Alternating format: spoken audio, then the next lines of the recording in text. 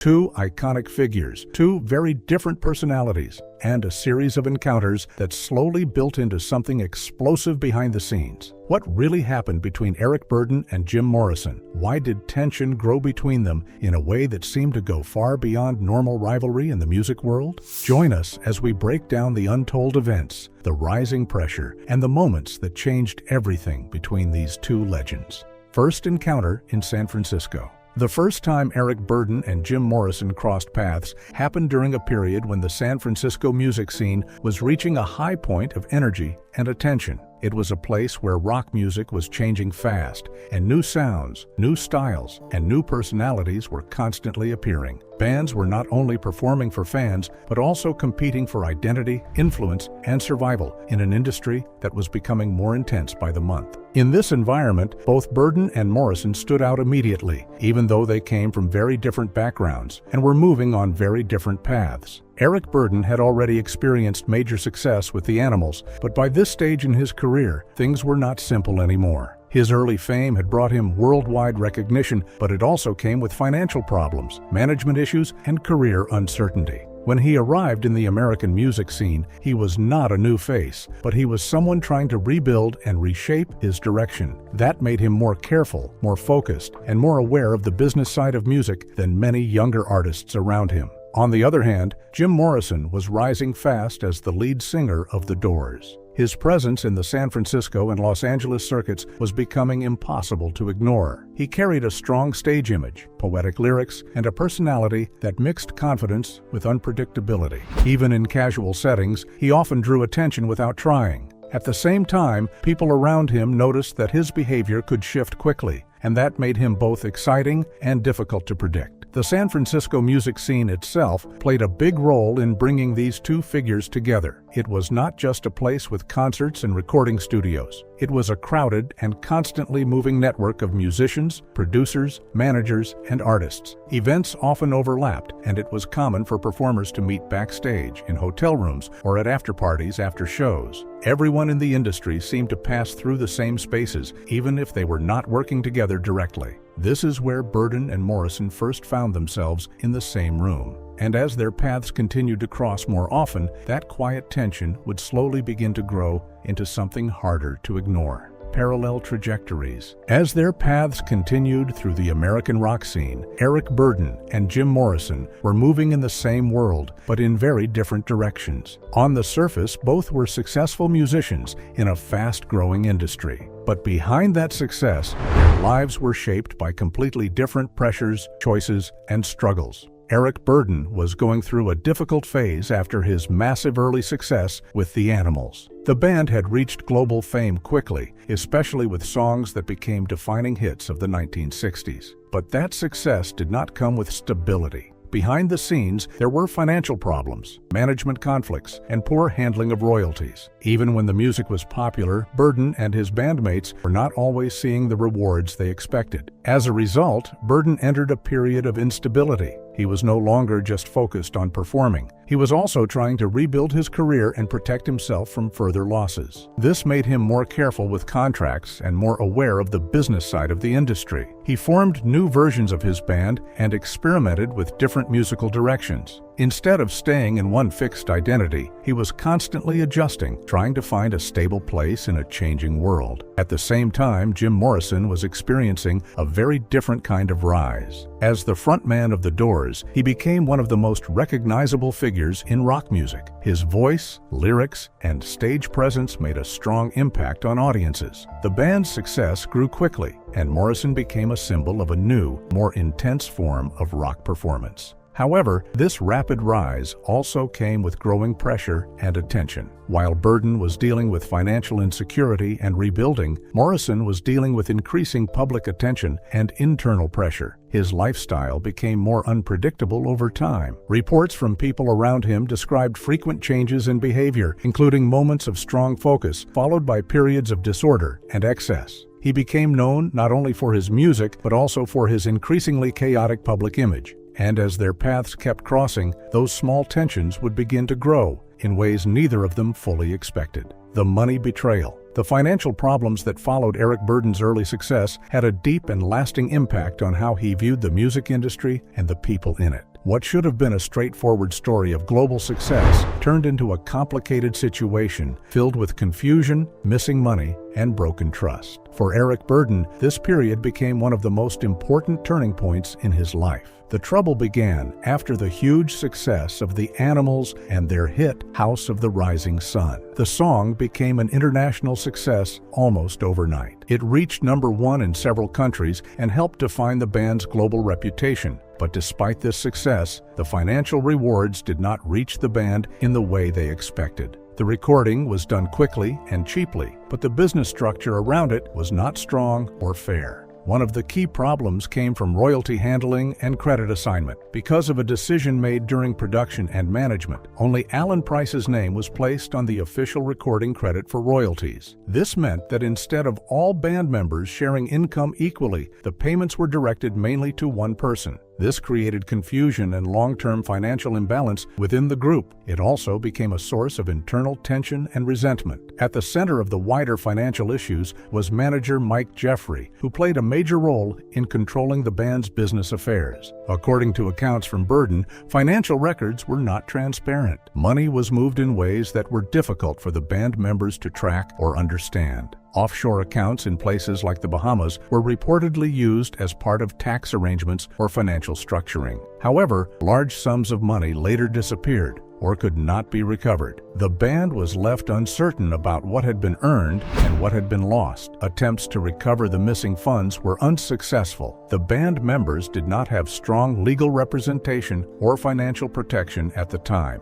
Legal action required money, time, and knowledge that they did not fully have. As a result, their efforts to challenge the system or reclaim earnings often failed before they could gain traction. This left Burdon and others feeling powerless in a system they did not fully understand or control. The emotional impact of this experience was significant. For Burdon, the betrayal was not only about money, it was about trust. He had entered the music industry as a performer focused on creativity and success. But this experience showed him how easily that success could be taken away or mismanaged. Over time, this led to feelings of frustration, caution, and mistrust toward people in positions of authority within the industry. This financial collapse also affected his personal stability. After the breakdown of the Animals' financial structure, Burdon left his hometown of Newcastle. He no longer felt connected to the place where his early career had begun, especially since returning without financial security felt difficult. Instead, he began looking toward the United States, particularly California, as a place where he could restart his career and rebuild his identity. In the United States, he signed a contract with MGM and began forming a new version of his band, eventually called Eric Burdon and the New Animals. This was more than just a continuation of his music career. It was an attempt at reinvention. He wanted to regain control over his work and create something more stable after the collapse of his earlier financial situation. However, even as he moved forward, the effects of the past did not disappear. The experience left him more cautious in how he viewed contracts, collaborations, and personal relationships in the industry. It also shaped how he looked at other musicians, including people like Jim Morrison. He often saw behind the surface of fame and success, paying closer attention to instability, control, and trust. This mindset made his interactions more complex. He was no longer simply an artist entering new friendships. He was someone who had already experienced loss and was trying to avoid repeating it. That history stayed with him and influenced how he responded to people and situations moving forward. And as he stepped into the next phase of his career in California, those past experiences would continue to shape every decision he made. Arrival in California. When Eric Burdon moved to Southern California, it marked a major shift in both his life and career. After years of success, setbacks, and financial trouble in the UK music industry, he was looking for a fresh start. Part of that move was also influenced by his growing awareness of the American rock scene and his early connections with people like Jim Morrison, whose presence and advice had helped shape his decision to explore California more seriously. For Eric Burdon, arriving in Southern California was not just a change of location. It was an entry into a completely different creative environment. One of the most important areas he became connected to was Laurel Canyon, a neighborhood in Los Angeles that had become a center for musicians,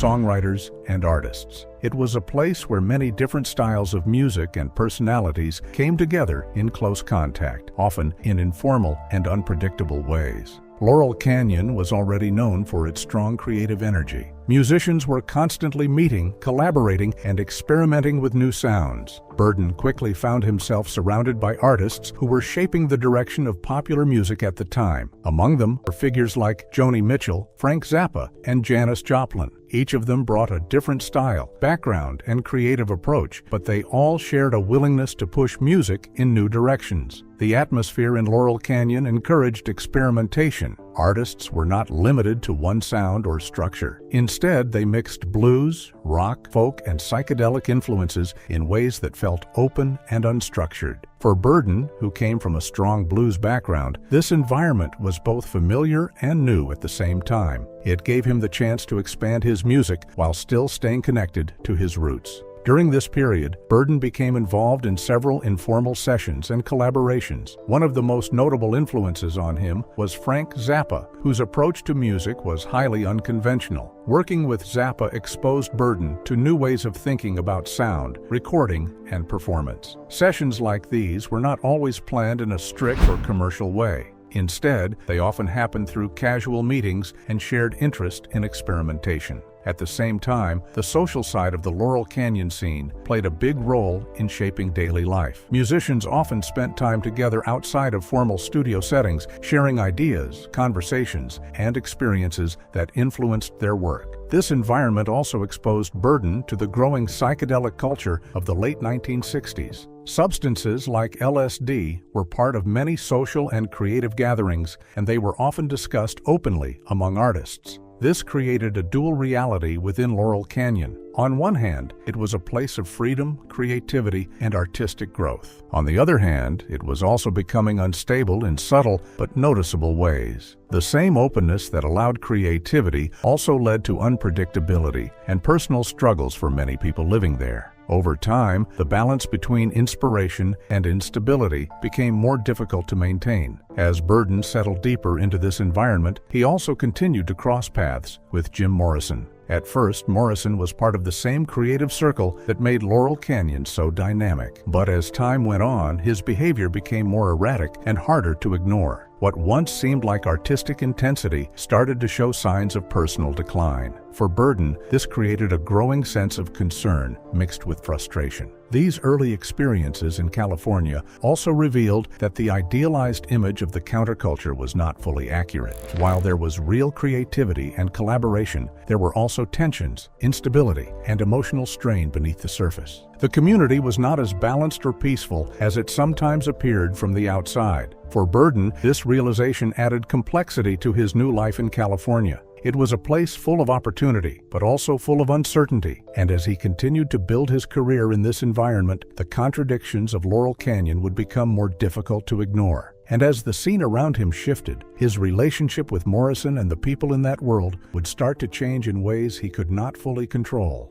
Friendship turning strained. As time passed in the California music scene, the relationship between Eric Burdon and Jim Morrison began to change in a noticeable way. What started as a loose connection based on shared experiences in the music world slowly turned into something more tense and complicated. The difference between them became clearer with each new encounter. One of the main reasons for this shift was the increasing contrast in their behavior. Burdon was focused on rebuilding stability in his career. He had already experienced major success and major financial setbacks, so he approached his work with caution and discipline. He tried to keep control of his music projects, manage his time carefully, and avoid unnecessary chaos. Even when things were difficult, he aimed for structure and consistency. Morrison, however, was moving in a very different direction. His lifestyle became more unpredictable over time. He was deeply involved in a fast-moving social scene, and his behavior often shifted depending on the situation. Sometimes he was engaged, creative, and thoughtful. At other times, he was distant, erratic, or disruptive in ways that affected people around him.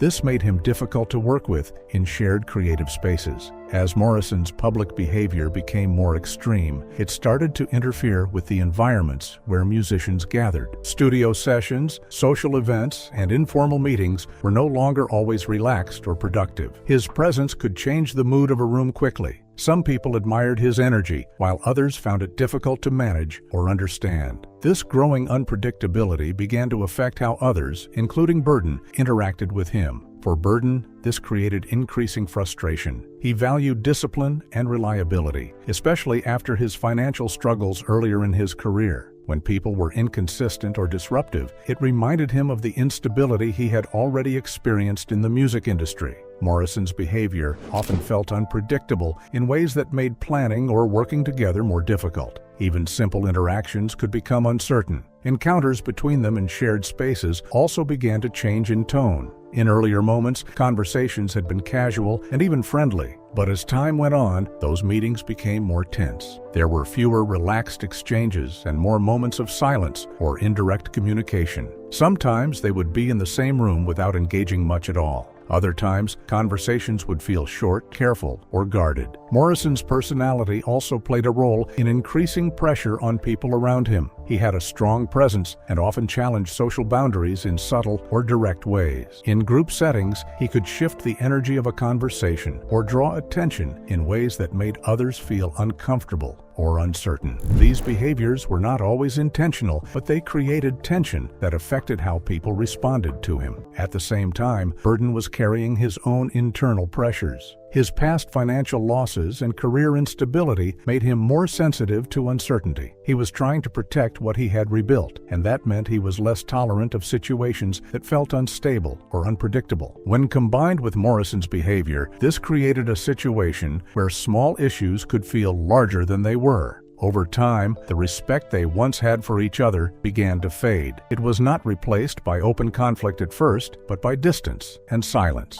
They still moved in similar circles, but their interactions became less frequent and less personal. The understanding that once existed between them was slowly replaced by hesitation and caution. The shared environments in Laurel Canyon and Los Angeles also became more emotionally charged. These were places where musicians gathered regularly, so avoiding each other completely was not easy. Instead, they often found themselves in the same spaces under strained conditions. The creative atmosphere that once felt open and exciting now carried a sense of tension when they were both present. This shift marked an important turning point. Their connection was no longer based on curiosity or mutual interest. It was shaped more by pressure, misunderstanding, and emotional distance. External stress from the music industry combined with their very different personalities made it harder for them to relate to each other in a natural way. What had once been a simple friendship in a chaotic world was now turning into something more complicated and strained. And as their paths kept crossing, the tension between them would only continue to grow in ways neither of them fully expected. The War Mansion Era. The War Mansion era marked one of the most intense and unstable phases in the life of Eric Burdon. It came during a time when he was trying to rebuild his career again, this time with a new band that would later become known as War. What started as a hopeful new beginning quickly turned into a situation filled with chaos, constant tension, and growing conflict inside a large mansion in the San Fernando Valley. The band had formed with a mix of experienced and young musicians who were trying to create something fresh. At first, there was excitement around the project. They moved into a large mansion together, intending it to be a place where they could live, rehearse, and build music as a group. But instead of becoming a focused, creative space, the house slowly turned into a place where structure began to disappear. The mansion quickly became a central gathering point for musicians, friends, and industry figures. People were coming in and out at all hours. Parties were frequent, and the environment became loud, crowded, and unpredictable. What was meant to be a working home for the band turned into a place where it was difficult to maintain any kind of order or focus on music for long periods of time. During this period, Jim Morrison was also frequently present in the same circles and sometimes inside the household environment. His visits added another layer of instability to the situation. By this stage, Morrison's behavior had become more erratic. He was often under the influence of alcohol, and his mood could shift quickly without warning. At times, he could be quiet or withdrawn, and at other times, he became loud, confrontational, or difficult to manage. Morrison's deterioration was noticeable to many people around him. His once controlled stage presence had begun to fade into unpredictable behavior in private settings. In the mansion environment, this unpredictability created tension among residents and guests. Simple interactions could become uncomfortable or hostile without clear reason. This made it harder for the band members to maintain focus on their work. Inside the band itself, tensions were also building. Different personalities and creative directions often clashed. Some members struggled with the lack of structure, while others were affected by the constant flow of people and distractions. The mansion was supposed to support creativity, but instead, it often interrupted the process. Rehearsals could be disrupted, conversations cut short, and plans changed without warning. One of the more notable conflicts during this time involved Lonnie Jordan, a member of the band whose personality and presence sometimes clashed with the unstable environment. Incidents like this reflected how easily tensions could rise in the house. Small disagreements could quickly become serious confrontations, especially when alcohol, exhaustion, or stress were involved. These moments added to the growing sense that control was slipping away. For Burdon, this situation became increasingly frustrating. He was trying to hold the project together and maintain direction, but the environment around him made it difficult. He had experienced instability before in his career, and this felt like a repetition of that lack of control. The disrespect he sometimes felt in the house, along with the constant disorder, began to wear on him emotionally. As time went on, the mansion lost any remaining sense of structure. Guests came and went freely.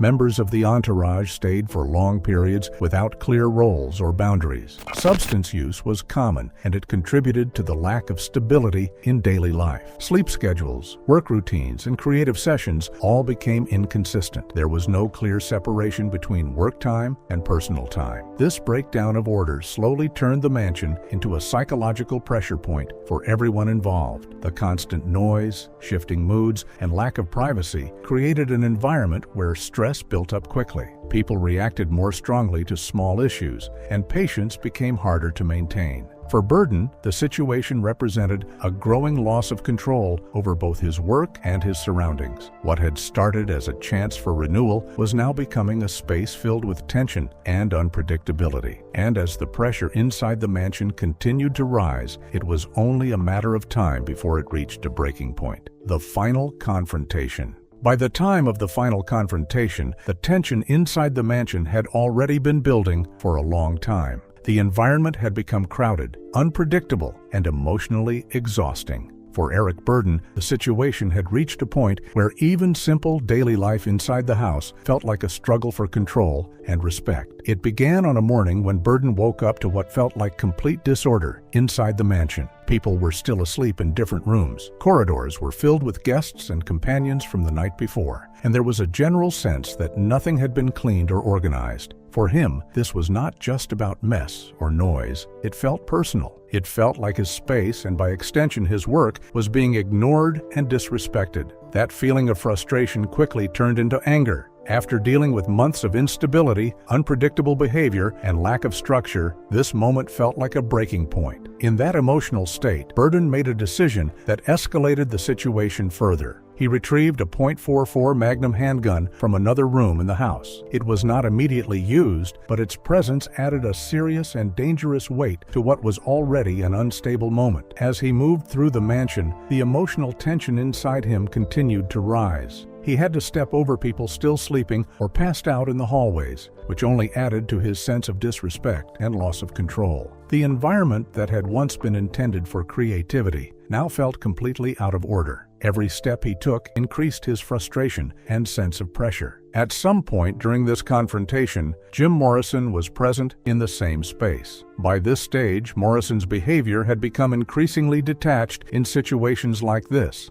When faced with conflict, he often responded in a way that appeared calm on the surface, but emotionally distant underneath. In this moment, his reaction was dismissive. Instead of treating the situation as serious, he reportedly made light of it, showing little concern for the rising tension. This reaction only deepened the emotional divide between them. For Burdon, the lack of seriousness from Morrison added to his sense of frustration. It felt like the situation was not being understood or respected. The emotional gap between them, which had been growing for a long time, now became fully visible. In that moment of intense pressure, Burdon fired a shot into an ornate chandelier inside the mansion. The sound of the gunshot and the breaking glass filled the space immediately. Pieces of glass fell across the room, and the atmosphere changed instantly. What had already been a tense situation turned into something that everyone present could feel in a very real and immediate way. The act itself did not result in any physical injuries, but its impact was severe in a psychological sense. The destruction of the chandelier became a clear breaking point. It was no longer just about frustration or disagreement. It marked a visible end to restraint in the situation and a moment where emotions could no longer be contained in a controlled way. Inside the mansion, everything changed immediately after the shot. There was shock, followed by silence. People who had been asleep or half aware were suddenly alert. The energy in the house shifted from chaos to fear and uncertainty.